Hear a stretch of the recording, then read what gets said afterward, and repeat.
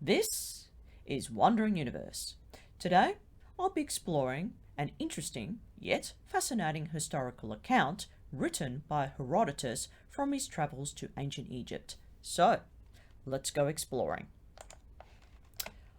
I actually went to Google Earth today and decided to have a look at Egypt. What does it look like from above? Well, see for yourself. This is Egypt today. Very dry, very desolate, very barren. Show you the ancient map that someone drew and used their imagination to come up with this idea. And as you can see, what this person drew was how Egypt, Arabia, and Asia, which is today's Turkey, looked back then. What's interesting about this map is that the continents surrounding Egypt are very, very nearby. They're like next door neighbours. And I do believe that Egypt would have been Libya back then, but I'll get into it a little bit later. But what this person shows, whoever drew this map, is showing that there was a lot of occupying and invasion for Egypt because the River Nile was very precious resource that was up for grabs. But what's interesting about the color yellow that's etched in here, it shows how dry Egypt was, even during Herodotus's time. So it's doubtful there were any forests, there was any fresh drinking water, or giant lakes back in his time. So I'm going to get into it. Instead of giving you the long version of Egypt described in his book 2, I'm going to give you a shorter one. I'll be introducing ancient Egypt in its perceived glory during his time back to about 455 BC or thereabouts. I'll also surmise the River Nile so you can use your own imagination on how it looked back then. Feel free to do your own research and decide whether you want to take on Herodotus's word for it or not is up to you. So let's begin.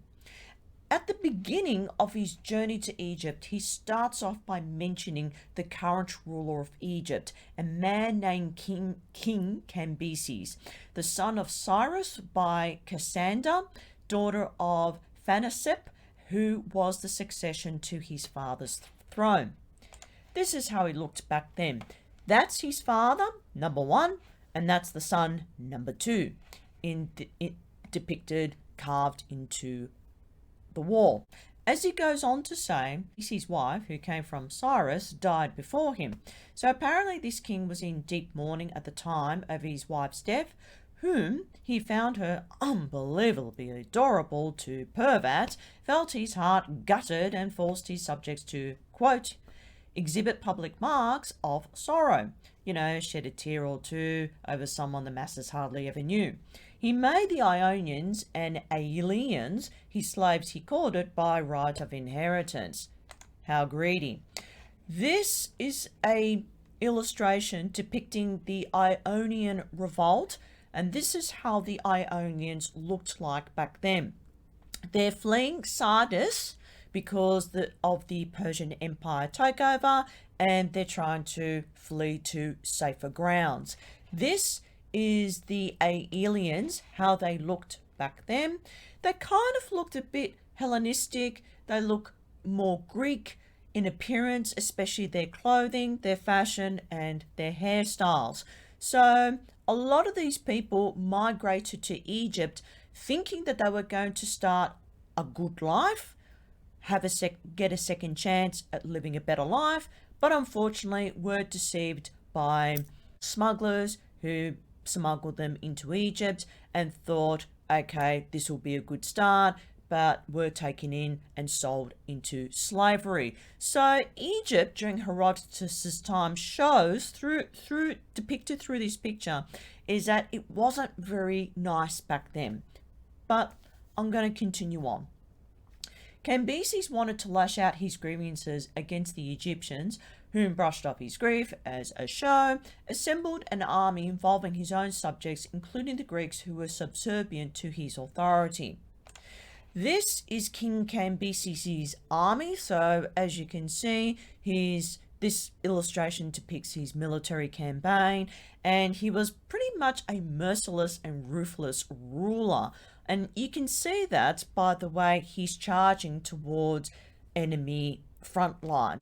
And here's a stone carving of King Cambyses himself taking charge of his subjects and basically telling them what to do. And looks like one of them's being captured and is kneeling and bowing before the king himself.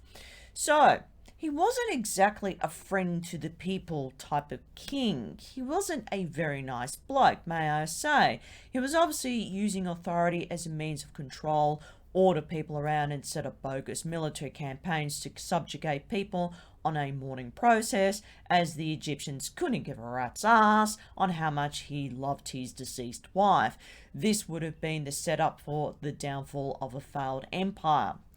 What's interesting to note is that Herodotus said, quote, "Before the reign of their king Psammetichus, the Egyptians esteemed themselves the most ancient of the human race. But the moment this king walked into their lives, he remained skeptical of their prideful claim and investigated the matter. In the end, the Egyptian public opinion was outweighed by the Phrygians, who considered themselves to be the most ancient above the rest of the human race." This is what they looked like back then. This is a head bust of a Phrygian. They are the ancestors of today's Kurds, and I'll show you how they dressed, how they lived. As you can see, by the way, from their dress, their hairdo, should I say, depicts how they lived their life, how they lived their day-to-day activity, their lifestyle, their monetary spending, how they interacted with one another, what their community was like. Now, at first glance, the first impression you get, they look like peasants, but they're not. They're actually quite well-off people. It seems like they were more independent-minded people that had their own governance, they had their own power, they had their own currency, they had their own economic structure, and they were probably doing quite well for themselves as an independent sovereign nation. But unfortunately, when word gets out, and news does travel fast, that the Persians wanted to take over this quite flourishing and thriving nation, then that was it for the Phrygians. So it would have been quite back then during Herodotus's time, before they migrated over to Egypt, that the Phrygians themselves had quite a prosperous society that they lived. It would have been interesting just to see a picture of what their city would have looked like back then. Speaking of which, from the previous mention, the country, I'm talking about Egypt now, was going through an economic crisis. They were in financial deep water. The coffers were getting emptied by the king's wasteful spending on his luxury lifestyle, equivalent to that of today's Monaco, and the government owed money to foreign investors, risking bankruptcy. There was a lot of argy-bargy using a political race narrative of whom deemed the most unique race on planet Earth, and this opinion amounted to nothing. It didn't do a thing to make the failing economy recover. Herodotus mentioned the name of the very first king of Egypt, Menes, who reigned all of Egypt except Thebes. It was just a marshland. This is supposed to be depicting the king himself. I'm not sure if this is for real or it could be so. I don't know. You know, this is a palette of the Hyrcanopolis dynasty, if I pronounced that correctly, of King Minos during his time in the Old Kingdom. So, I don't know, this picture is a bit sketchy. I don't think it is. This is how ancient Thebes, like a necropolis, a beautiful paradise necropolis would have looked like during his time.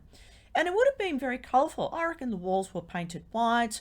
There would have been a lot of gold and silver put on top the apex of the obelisks. There would have been a lot of palm trees. There would have been forests surrounding the area, and it would have been quite a majestic place to live in.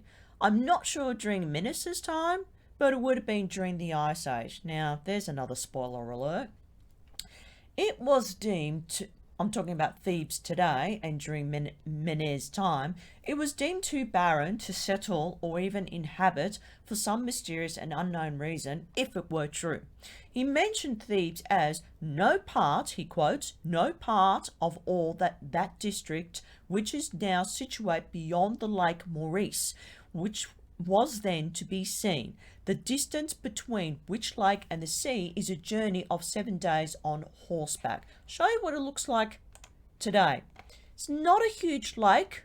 It's quite small. It's salt water, so it's deemed undrinkable. And there's crocodiles there. So you don't want to swim in there anytime soon.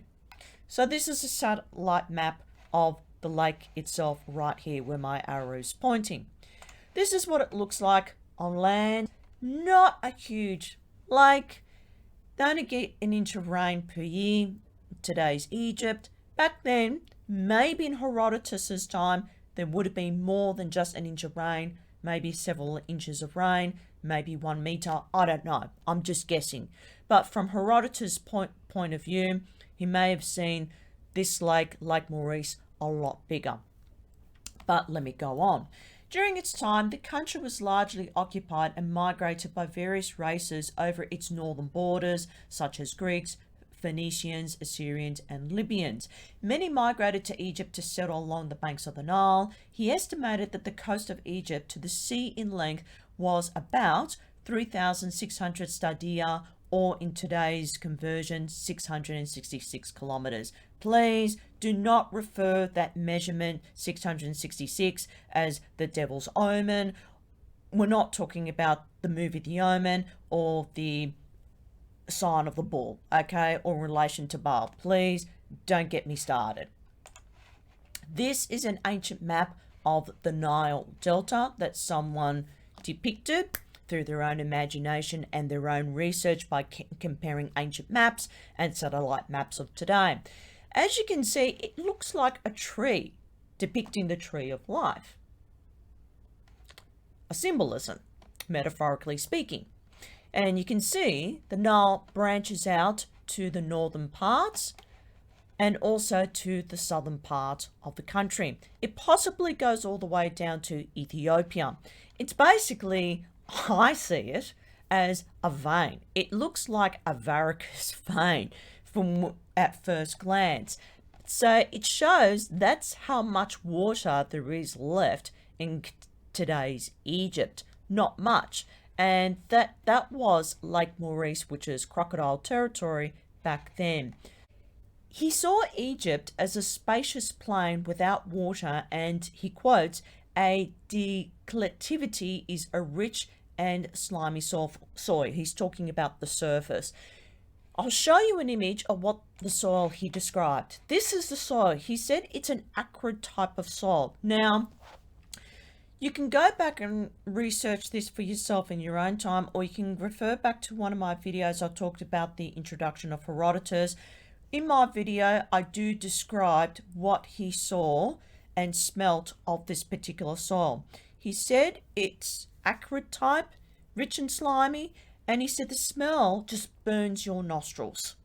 So it wasn't pleasant to travel around, I don't think, during his time, especially, he said, during the very hot summer days.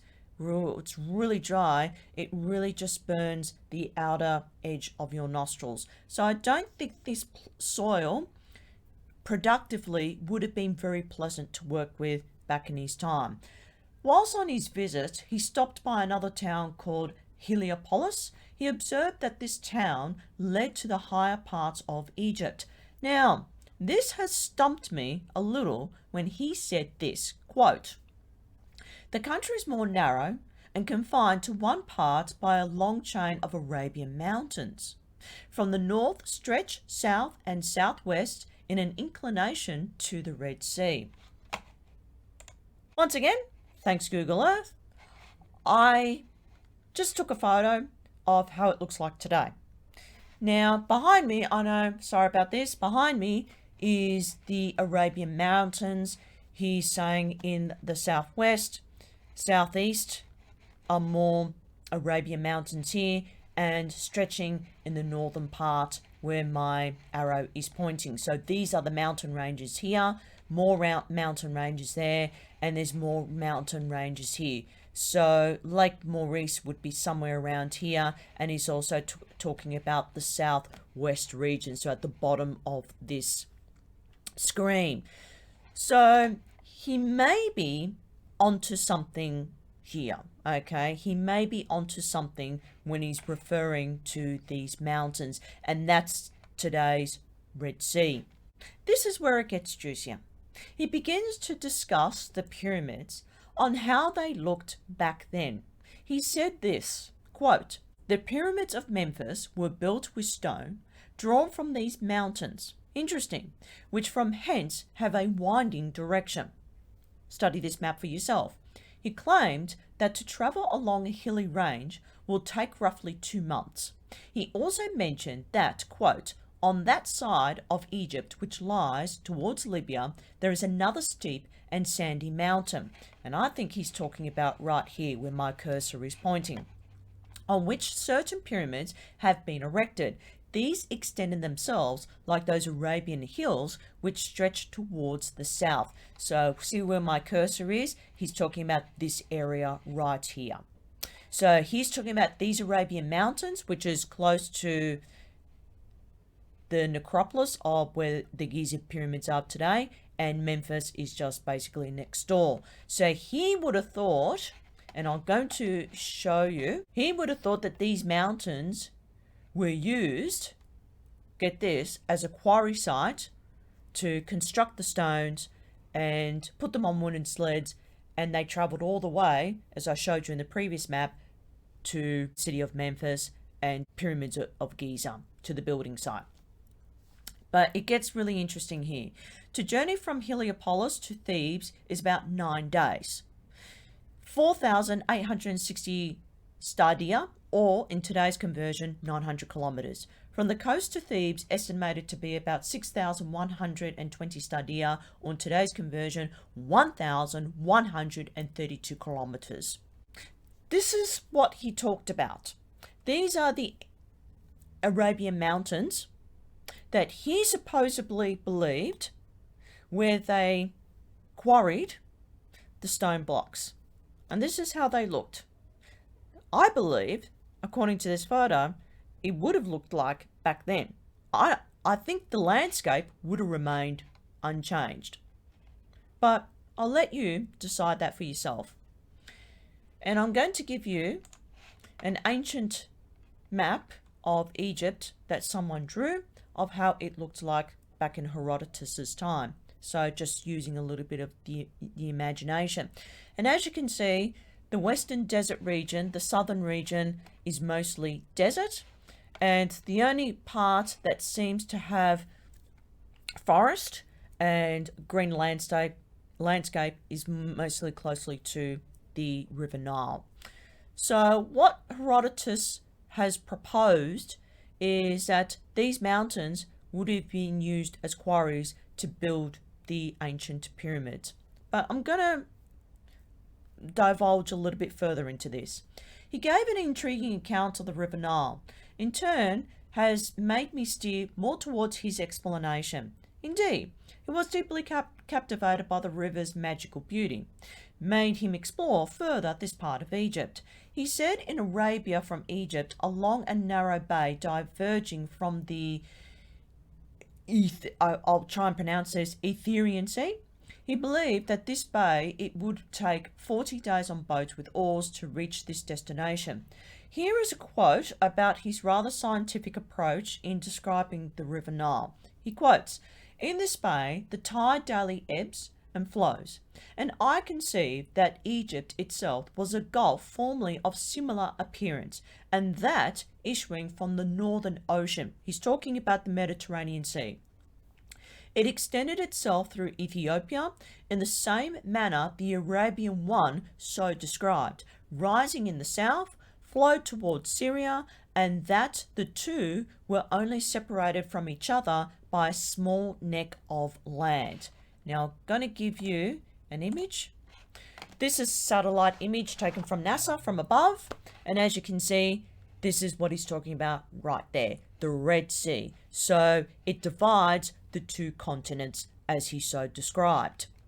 He did a rough estimation of the age of the River Nile by surveying natural coastline. He believed that this took over a period between 20,000 to 10,000 years for the formation of the Nile to come to be as you see it as it is today. Now, I'm inclined more towards him on this one. He may be onto something here. And I do believe, according to his surveyed estimate, I do believe he may be onto something about the actual age of the pyramids and when they were built. So this gets really fascinating. It's quite thought-provoking what he just said. Now, get this. He also claimed that the natives found shells. Yes, shells, no ordinary shells, seashells, upon those mountains as mentioned, and an acrid matter exudes from the soil, and so he thought it would erode the pyramids. He said the only mountain that produced sand was situated above Memphis. This is quite compelling information, what he just said. Very compelling. If this were the case, he's talking about these mountains right here, somewhere nearby. So Memphis and Giza would be around here. There's Lake Maurice right there.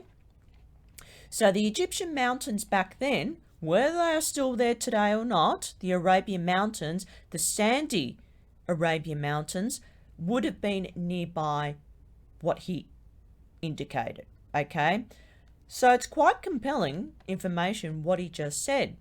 That means that the Mediterranean Sea flowed inland towards Egypt and flooded, not necessarily flooded, but back during the Ice Age period, the Mediterranean Sea would have been a lot bigger than what you see in this photo right now. A lot bigger. I'm going to give you a little clue and you can go and do your research in your own time. See the water erosion right here where my arrow is pointing on the screen? See where the erosion is? Doesn't that tell you something? That looks like scars of the ocean, the Mediterranean Sea, the ocean that had came inland into Egypt.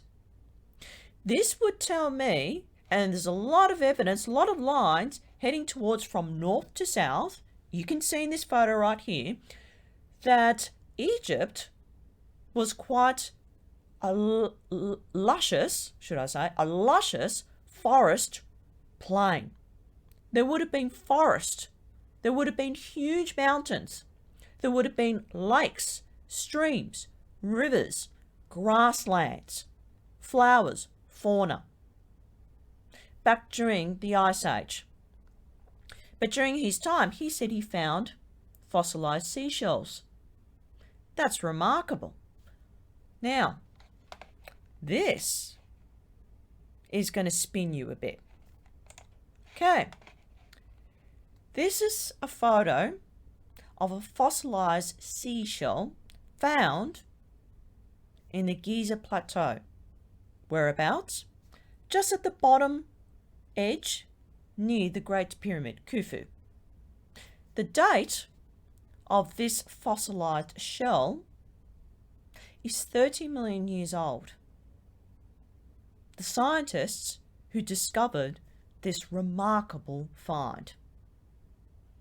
This tells me that we've been misled about the true age of the pyramids.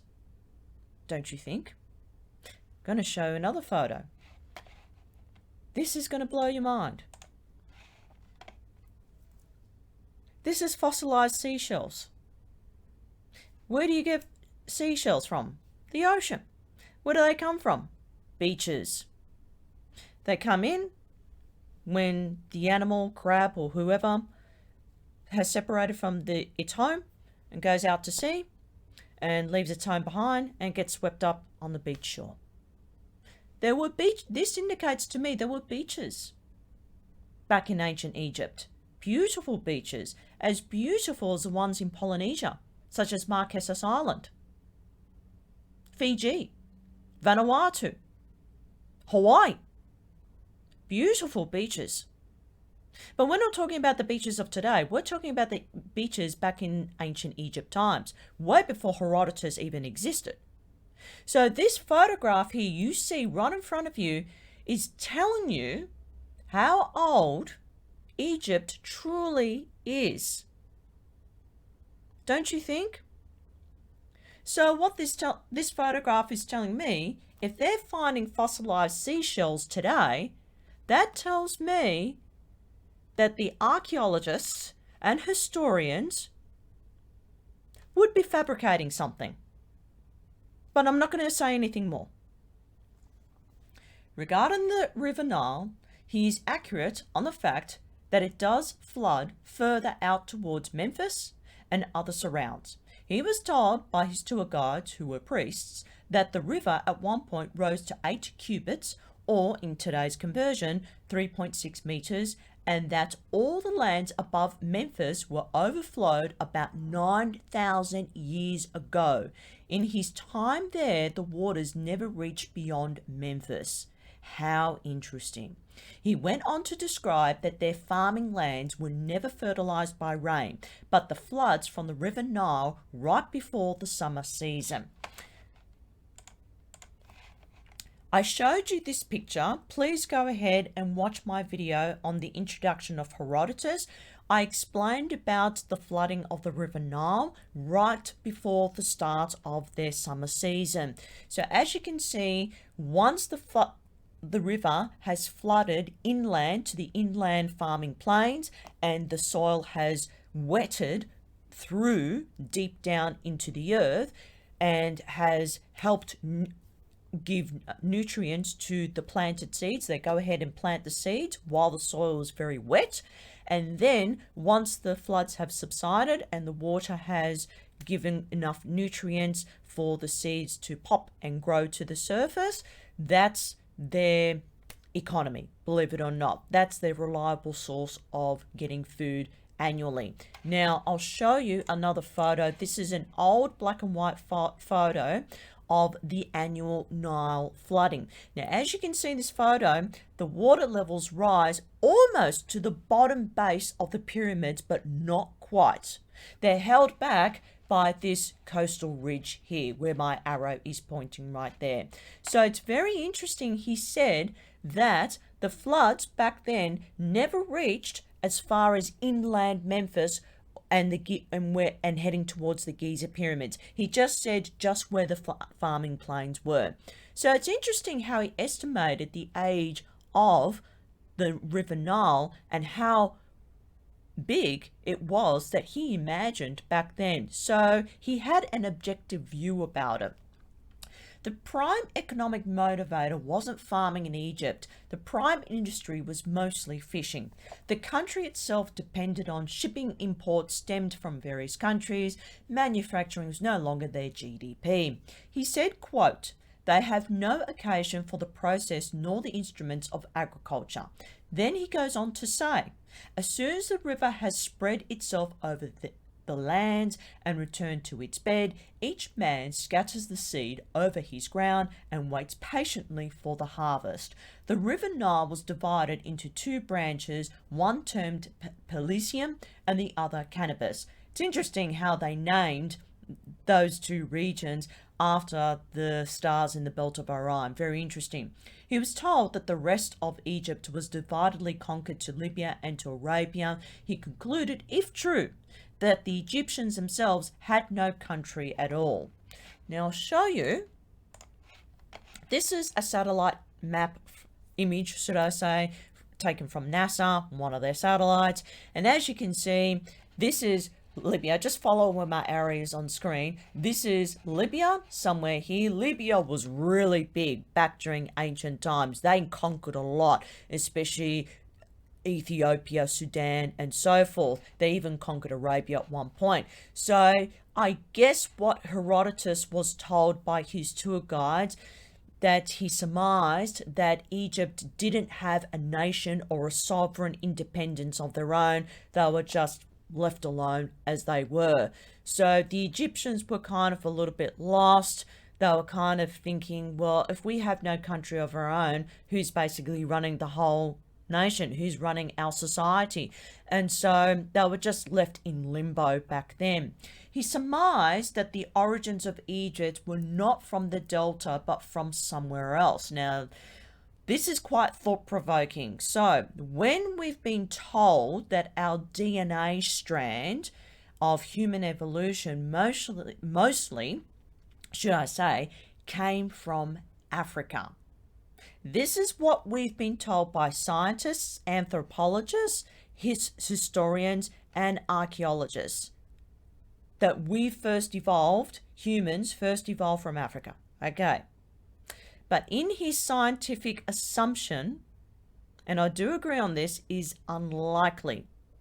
Okay, he said unlikely that we came from Africa. Okay, this may be true, as I'm leaning more towards possibly Siberia, or from parts of it tens of millions of years ago. He thought Thebes was formerly under the name of Egypt, so it was never called Egypt from the beginning. He said that's just his assumed hypothesis, based on what his tour guides told him. He was convinced that Egypt deviated from another name. The mapping of Earth only consisted of Europe, Asia, Turkey, and the Middle East included, and Libya. The Greeks and Ionians thought that this is how big Earth was. Okay? Oh, it's hilarious, actually. So, have a look at this satellite map. Okay? And I want you to just get a good grasp of it, compare how it looks from above to how it looked during his time. This is how it looked. Okay? So, I'll just show you. This is how it looks now. And this is how they imagined the world, planet Earth, back then. Okay? So, it just goes to show that the invention of shipping and ships was just warming up for the start of a long seafaring expedition. Interesting. This was a new technology that was introduced a little bit before Herodotus's time. And then as soon as that technology of shipping and ships came round, that's where Egypt and its empire and whatever's left of it was doomed to fail. They were finished. He described the natives in Egypt, quote, the colour, this is what he said, the colour of the natives, who from excessive heat are universally black. He called them Colchians, from a land called Colchis in origin. Now, this is going to spin you a little bit, okay? So, brace yourself. This is a photograph that was taken 112 years ago of a Colchian family situated in Russia, USSR back then. Now it's today's Russia. Have a look at them. Do they look Western? Do they look European? Or do they look like they come from certain parts of Siberia intermixed with Altai people from the Altaean mountain region? This is very interesting how they look. I'm going to show you another photo. This is a black and white photo of the very people themselves. Once again, take a closer look. Go on, take a closer look. Do they look how they looked back in Herodotus' time? It looks like there's a bit of a mix of DNA breeding through natural selection, depending on which parts of Siberia they came from, where they travelled, and which tribes and clans that they communicated. So according to this photograph and the previous photograph, we all thought today's Russian people all look very Western. But when you look at this photograph and this photograph, they don't. These are Eastern Europeans, especially this one. Now, I'm going to show you another photo. It's a map. This is Colchis, and this is Iberia. This is a map depicting of the Persian Empire and the empires before Persia, Greek, and so on, Egyptian, and so on. The Colchian people would have migrated from certain parts of Siberia all the way down near towards Syria, Middle East, Israel, and Egypt. And as you can see, the Colchis people, especially Iberia, was governed and taken over by Persians, Assyrians, and so on. So they're quite occupied during that time when these empires happened. Now, I want you, if you got a chance, go back to one of my videos on the age of Rapa Nui and the Easter Island statues. And I also want you to go back to my video on Marquesas Island. And in that video, you're going to see a photo of a particular human. A human that derived from the Siberian ranges, probably from the southwestern Siberian ranges. Eastern European, ancient human, okay? And I want you to compare that with these people. I believe these people, as you can see in this photograph, look very much like the Polynesian people. From Marquesas Island, Vanuatu, French Polynesia, Easter Island, China, Southeast Asia, Philippines, and so on. They look very Polynesian, especially from Hawaii. Are we saying that these people knew each other? Of course they did. They came from the same continent. They migrated there. But I want you to have a look at one of my videos, and I want you to compare these people to the Polynesians. And it's going to blow your mind. Okay? It's going to blow your mind, especially when the origin of the Polynesians came from this region. He was told by his tour guide, priest, in the city of Thebes and Elephantine, two mountains, terminated at an acute summit. One was called Kropfi and the other Mofi. He was told that the fountains of unfathomable depth flowed from the centers of these mountains, divided into streams north, then south, through to Ethiopia. This might describe spring water. It would have been suitable drinking water as the natives knew where to source it. And what is he talking about? Mount Sinai. Mount Sinai, and I believe today, has an abundant source of natural spring water. This would have been their prime resource, their prime drinking water. So back in Herodotus' time and way before his time in ancient Egypt, there would have been Egyptians that would have dug up wells, that bored down tunnels through the ground, found a vein or a flow of spring water, and use that as suitable drinking water and possibly to use for cooking as well. So that would have been a very prime resource. It would have been a very valuable resource that the native Egyptians would have used to barter in order to sustain their lifestyle back then. But it's interesting that in Mount Sinai, I believe there are still springs, fountain springs, that you may see if you travel there one day, that you want to see and climb Mount Sinai for yourself. Go right ahead, and you may find natural spring reservoirs there.